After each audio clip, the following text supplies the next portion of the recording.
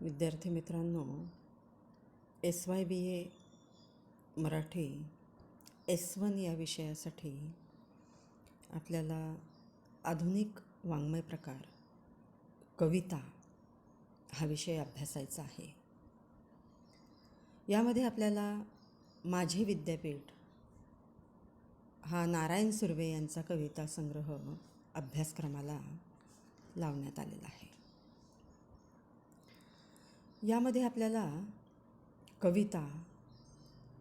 कवितेचे स्वरूप, त्याची वैशिष्ट्ये, आधुनिक मराठी कवितेची वाटचाल, त्यामध्ये स्वातंत्र्यपूर्व काळातील कविता आणि स्वातंत्र्योत्तर काळातील कविता यांचा परामर्श घ्यायचा आहे.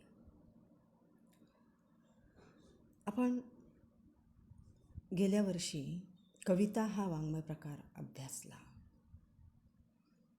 त्यामध्ये आपण कवितेची व्याख्या, कवितेचे स्वरूप, वैशिष्ट्ये आणि मराठी कवितेची वाटचाल ही अभ्यासली होती. ह्या वर्षी ह्या सत्रामध्ये पुन्हा आपल्याला ह्या घटकांचा अभ्यास करायचा आहे. तर कविता किंवा काव्य म्हणजे काय? अर्थात कवितेची परिपूर्ण अशी व्याख्या अशी सांगता येत नाही, कारण अनेकांनी अनेक प्रकारे कविता या वाङ्मय प्रकाराची व्याख्या केलेली आहे. व्याख्या करताना काहींनी शब्दांना महत्त्व दिले, तर काहींनी अर्थाला महत्त्व दिले, तर काहींनी रस महत्त्वाचा मानला. तर एकंदरीने जर आपण बघितलं तर ज्यामध्ये नाद असतो, ज्यामध्ये अर्थ असतो किंवा ज्यामध्ये ध्वनी असतात आणि वैशिष्ट्यपूर्ण अशी शब्दरचना असते, ज्यामध्ये शब्दांची कल्पकतापूर्ण अशी योजना केलेली असते, ज्यामध्ये विविध प्रकारचे वृत्त असतात, छंद असतात, अशा एकूण रचनेला कविता म्हणावे. अर्थात कविता ही खरं तर अनुभवण्यासाठी असते, तिचा अनुभव घ्यावा लागतो.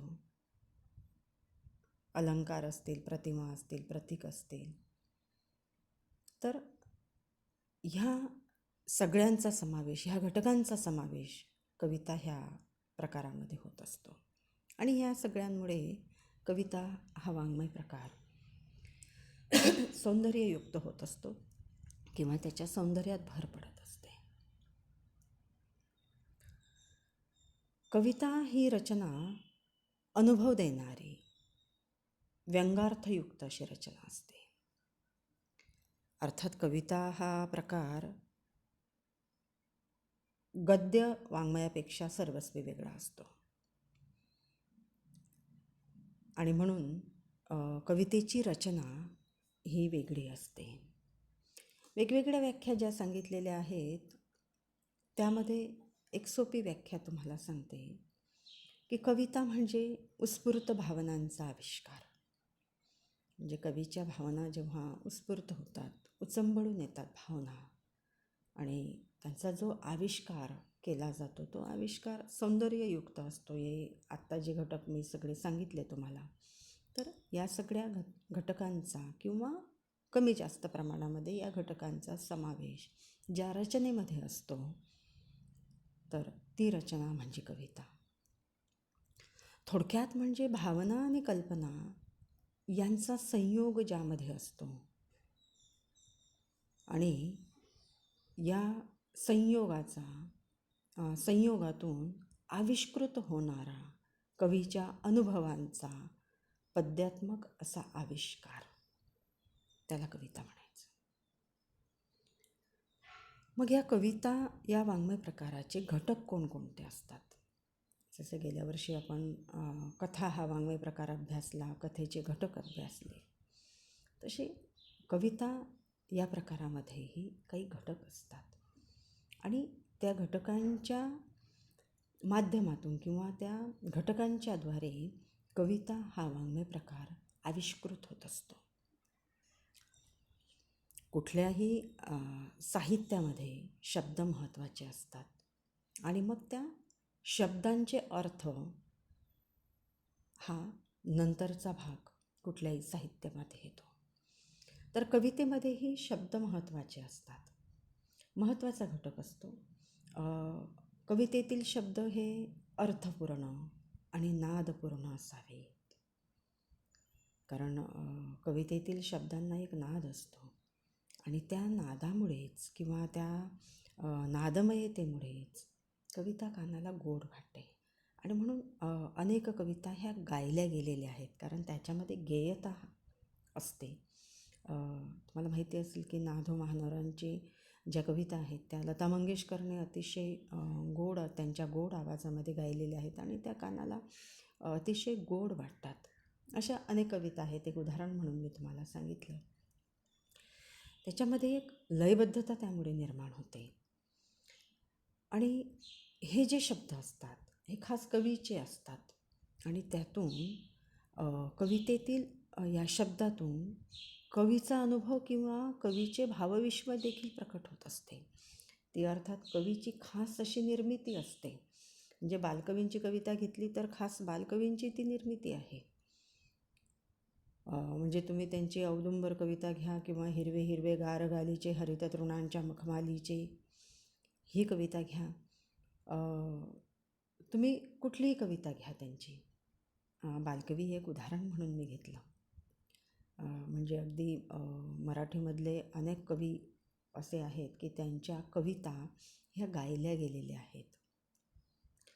तर हे शब्द जे असतात हे खास कवीचे असतात. कवीचा अनुभव, कवीची कल्पना या शब्दांमधून व्यक्त होताना आपल्याला दिसते आणि म्हणून कवितेमध्ये या शब्दांना महत्त्व असते आणि रसिक मनावर हे शब्द गारुड करीत असतात, परिणाम करीत असतात आणि म्हणून कवितेतील शब्द हा महत्त्वाचा घटक असतो.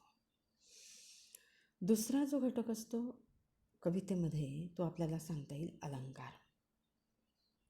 जे शब्द कवितेमध्ये असतात त्यांना एक विशिष्ट अर्थ असतो. ते अर्थपूर्ण असावे लागतात, कारण या शब्दांना अलंकाराचे रूप प्राप्त झालेले असते. शब्दालंकार आणि अर्थालंकार यामुळे कवितेत सौंदर्य निर्माण होते. अलंकारामुळे कविता ही सुंदर होते, परंतु खूप अलंकार जसे स्त्रीच्या सौंदर्याला बाधा आणू शकतात, तसेच कवितेमध्ये सुद्धा जास्त अलंकारांची भर घातली तर ते कवितेच्या सौंदर्याला बाधा निर्माण करू शकतात. मूळच्या काव्य सौंदर्याला अलंकारामुळे शोभा येते, कारण मुळातच जर काव्य सुंदर असेल तरच ती शोभा येईल कवितेला, अन्यथा ते येणार नाही, बाधा निर्माण होईल. आणि म्हणून मोजके आणि आवश्यक तेवढेच अलंकार कवितेच्या सौंदर्यामध्ये भर घालू शकतात आणि म्हणून अलंकारांचा समावेशही कवितेमध्ये महत्त्वाचा असतो. तिसरा घटक जो आहे तो आहे वृत्त किंवा वृत्तरचना. अक्षर गणवृत्त, मात्रा गणवृत्त यांचा अवलंब खरं तर पूर्वी काव्यरचनेमध्ये होतच असे. याच्याशिवाय काव्य निर्माणच होत असे आणि ती बंधने जी होती तर ती बंधने कवीला पाळावी लागायची. त्याच्या बाहेर जाऊन किंवा त्या चौकटीच्या वृत्तरचनेच्या बाहेर जाऊन कवीला काव्यरचना करता येत नसे. आणि मग खरं तर या बंधनांमुळे कवीच्या मनातील भाव हा खरं तर व्यक्त होताना त्याला बंधने प्राप्त व्हायची आणि वृत्ताला या बंधनांना किंवा या सगळ्या या चौकटीला महत्त्व प्राप्त होत असे. आणि म्हणून नंतरच्या काळामध्ये मात्र हा जो भाग आहे किंवा ही जी बंधनं आहेत ही गळून पडलेली आपल्याला दिसतात आणि म्हणून मग मुक्तछंद कवितेमध्ये आल्यापासून काव्यानुभव जो आहे तो अधिक परिणामकारक असा व्यक्त होऊ लागला आणि म्हणून मुक्तछंदामध्ये ज्या काव्यरचना झालेल्या आहेत तर त्या अधिक परिणामकारक झालेल्या आपल्याला दिसतात. त्याचबरोबर कवितेमध्ये विविध प्रकारचे छंद आलेत. मग जसं आत्ताच मी मुक्तछंदाचा उल्लेख केला तशा छंदात्मक रचना आल्या.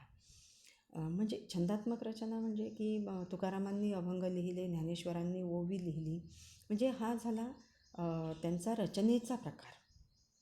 हा छंद त्यांनी वापरला आणि त्यातून त्यांनी आपल्या भावना आविष्कृत केलेल्या आपल्याला दिसतात. मग भारुडसारखी रचना असेल, ओवीसारखी रचना असेल, अभंगासारखी रचना असेल, तर त्यांनी त्या कवीने तो छंद वापरलेला आपल्याला दिसतो. अर्थात यामध्येही संख्येची, चरणांची बंधनं आहेत. अक्षरांची संख्या आहे, चरणांची संख्या आहे.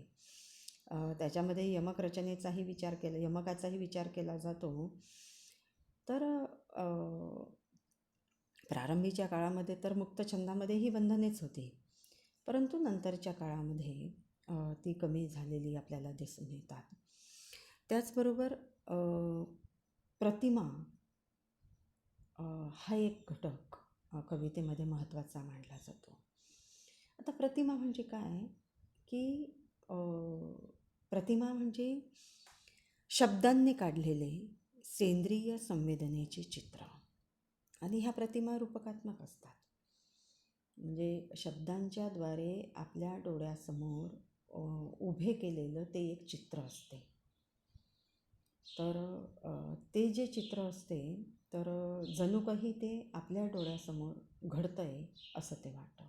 मगाशी मी जो बालकवींच्या कवितेचा उल्लेख केला की हिरवे हिरवे गार गालीचे हरित तृणांच्या मखमालीचे, बालकवींची फुलराणी नावाची ही कविता आहे. आता यामध्ये ज्या प्रतिमा वापरलेल्या आहेत बालकवीने, तर हिरवा हा जो शब्द आहे तर हा एक दृश्य प्रतिमा आपल्या डोळ्यासमोर उभी करतो, की म्हणजे असं अगदी हिरवळीचं दृश्य आपल्या डोळ्यासमोर उभं राहतं. म्हणजे ती एक रंग संवेदना बालकवींनी त्यातून व्यक्त केलेली आहे. गार या शब्दातून त्यांनी एक स्पर्श संवेदना व्यक्त केली आहे. म्हणजे रंग, रूप, रस, गंध, स्पर्श ह्या ज्या इंद्रिय संवेदना आहेत, तर त्या इंद्रिय संवेदना व्यक्त करण्याचं, ते चित्र आपल्या डोळ्यासमोर उभे करण्याचं सामर्थ्य या कवीच्या या शब्दांमध्ये असतं, ह्या प्रतिमांमध्ये असतं. आणि म्हणून ह्या प्रतिमा आपल्याला त्या कवितेचं एक संवेदना, एक सेंद्रिय संवेदना आपल्या डोळ्यासमोर उभी करतात. आणि म्हणून प्रतिमा हा महत्त्वाचा घटक कवितेतला ठरतो. कवितेमध्ये ह्या ज्या विविध प्रकारच्या संवेदना एकत्रित झालेल्या असतात, म्हणजे मी आत्ता म्हटलं की त्याच्यामध्ये रंगाची संवेदना आहे, रूपाची आहे, नादाची आहे, चवीची आहे, स्पर्शाची आहे. तर या सगळ्या संवेदना त्यामुळे व्यक्त होतात. आणि ती जी भाषा असते ती प्रतिमांची भाषा असते कवीची, आणि रसिकाला त्या संवेदनांचा अनुभव या कवितेतील प्रतिमा देऊ शकतात. आणि म्हणून या प्रतिमांचा वापर कवीने हा केलेला असतो. आणि म्हणून प्रतिमा महत्त्वाचा असा घटक आहे. त्याचबरोबर प्रतिके वापरलेली असतात कवीने, आणि प्रतिमेइतकाच प्रतिकालाही महत्त्व असतो. प्रतीक म्हणजे रूप आहे, चिन्ह आहे, आकार आहे. तर रूपचिन्ह, आकार याच्याद्वारे कवी आपल्या डोळ्यासमोर एक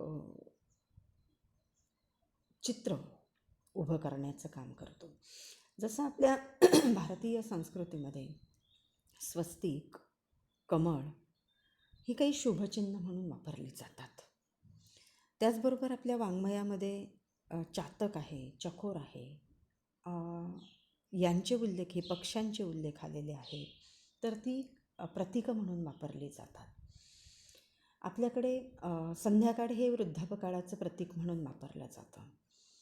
तर कधीकधी म्हणजे खरं तर कवितेतले शब्द जे आहेत तर ते विविध अर्थ सुचवित असतात, आणि प्रतीकांच्या माध्यमातून विविध अर्थ सुचविले जातात.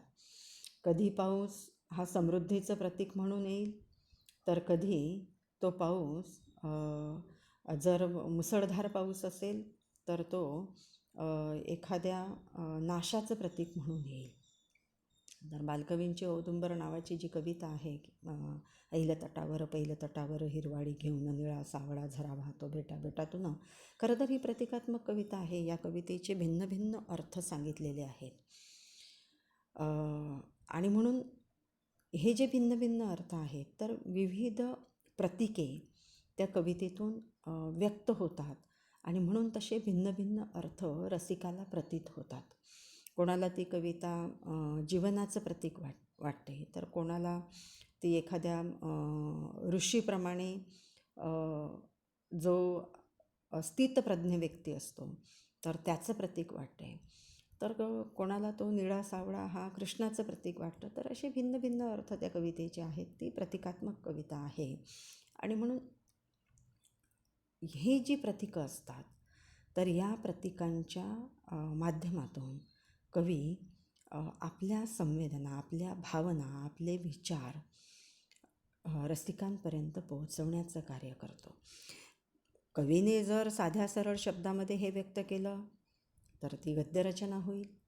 कवितेमध्ये प्रतिमा, प्रतीके, अलंकार, शब्द, नाद ह्या गोष्टी असल्याशिवाय ती कविता होणार नाही, त्या भावना व्यक्त होणार नाहीत.